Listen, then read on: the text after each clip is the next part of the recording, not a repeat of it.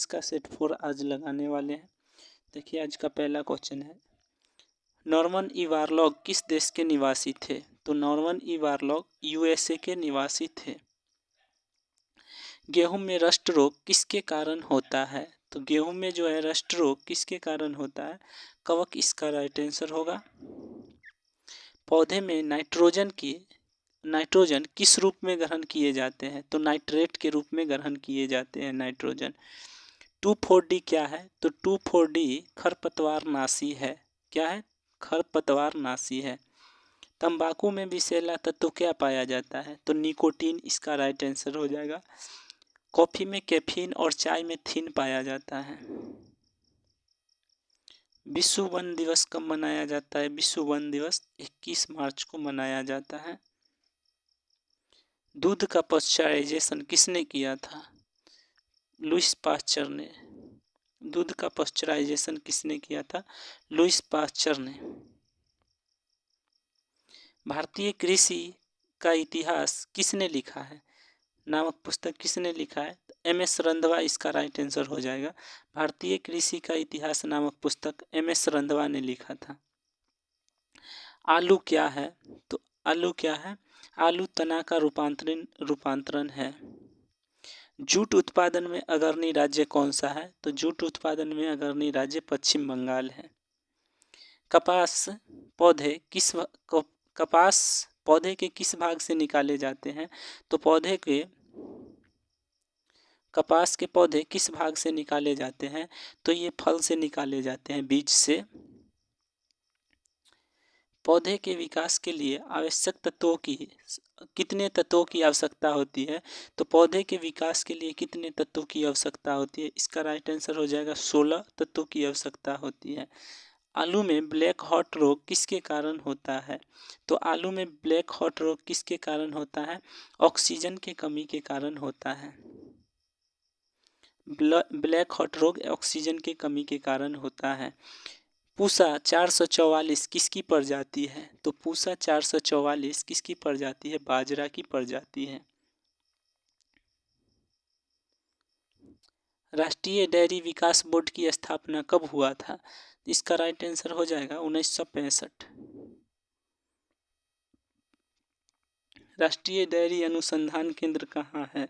तो राष्ट्रीय डेयरी अनुसंधान केंद्र कहाँ है? करनाल इसका राइट आंसर हो जाएगा।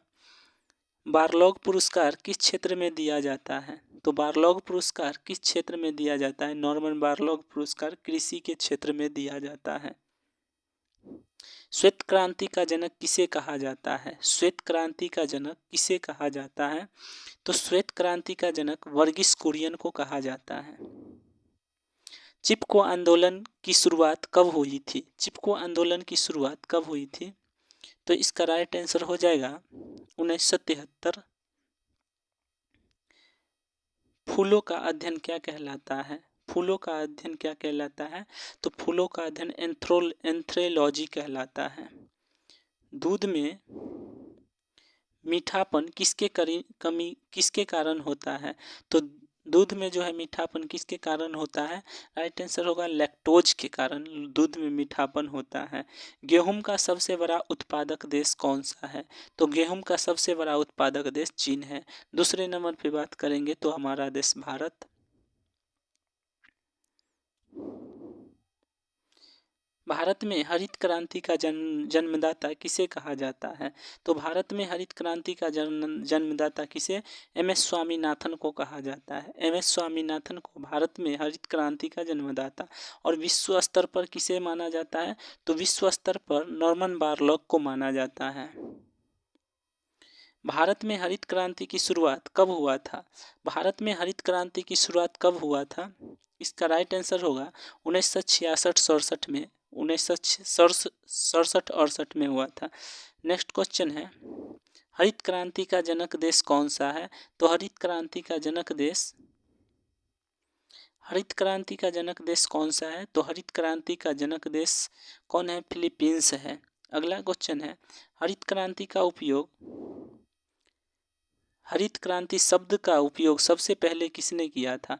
तो हरित क्रांति शब्द का सबसे पहले उपयोग किसने किया था? विलियम डॉक्टर विलियम गार्ड ने किया था। किसने किया था? डॉक्टर विलियम गार्ड ने किया था। अगला क्वेश्चन है, फूलों का अध्ययन क्या कहलाता है? फूलों का अध्ययन क्या कहलाता है? तो फूलों का अध्ययन पोमोलॉजी कहलाता है। कपास अनुसंधान केंद्र कहाँ है? कपास अनुसंधान केंद्र कहाँ है? कपास अनुसंधान केंद्र मुंबई में है। कहाँ है? मुंबई में। लौंग पौधे के किस भाग से प्राप्त किए जाते हैं? तो लौंग पौधे के किस भाग से प्राप्त किए जाते हैं? इसका राइट आंसर होगा पुष्प कलिका से प्राप्त किया जाता है। लौंग पौधे के किस भाग से? पुष्प कलिका से प्राप्त किया जाता है। सोयाबीन में प्रोटीन की प्रतिशत मात्रा कितनी है? तो सोयाबीन में प्रोटीन की प्रतिशत मात्रा कितनी होती है? 46% होती है। अंतर्राष्ट्रीय चावल अनुसंधान केंद्र कहाँ है? तो अंतर्राष्ट्रीय चावल अनुसंधान केंद्र कहाँ है? इसका राइट आंसर होगा मनीला में है। केंद्रीय चावल शोध संस्थान कहाँ है? केंद्रीय चावल शोध संस्थान कहाँ है? तो इसका राइट आंसर होगा कटक। इसका राइट आंसर होगा। टीका रोग किसके कारण होता है? टीका रोग का संबंध किस फसल से है? तो मूंगफली से टीका रोग का संबंध है। टीका रोग का संबंध किस फसल से है? मूंगफली से है। थीन तत्व किस में पाया जाता है? तो चाय में थीन पाया जाता है। अभी बताए, कॉफी में कैफीन पाया जाता है और दूध में लैक्टिक एसिड पाया जाता है। अगला है, चाय बोर्ड कहाँ स्थित है? तो चाय बोर्ड कहाँ स्थित है? इसका राइट आंसर हो जाएगा चाय बोर्ड कोलकाता में स्थित है। रेशम के कीड़े कोकून अपना भोजन किससे प्राप्त करते हैं? तो किससे प्राप्त करते हैं? शहतूत के पौधे से, पत्ते से प्राप्त करते हैं। कोकून अपना भोजन किससे प्राप्त करते हैं? तो रेशम शहतूत के पत्ती से प्राप्त करते हैं। गोल्डन फाइबर के नाम से किसे जाना जाता है? तो गोल्डन फाइबर के नाम से किसे जाना जाता है? इसका राइट आंसर हो जाएगा जूट को गोल्डन फाइबर के नाम से जाना जाता है। दालचीनी पौधे के किस भाग से प्राप्त किया जाता है? तो दालचीनी पौधे के छाल से प्राप्त किया जाता है। किससे प्राप्त किया जाता है? छाल से। अगला क्वेश्चन है, दूध का रंग सफ़ेद किसके कारण होता है? तो दूध का रंग सफ़ेद किसके कारण होता है? इसका राइट आंसर हो जाएगा कैसीन के कारण होता है। अगला क्वेश्चन है, टमाटर का रंग लाल किसके कारण होता है? तो टमाटर का रंग लाल किसके कारण होता है? इसका राइट आंसर हो जाएगा लाइकोपीन के कारण होता है। कॉफी में कौन सा तत्व पाया जाता है? तो कॉफी में कैफीन पाया जाता है। मशरूम क्या है? मशरूम क्या है? तो मशरूम एक कवक है। मशरूम क्या है? मशरूम एक कवक है।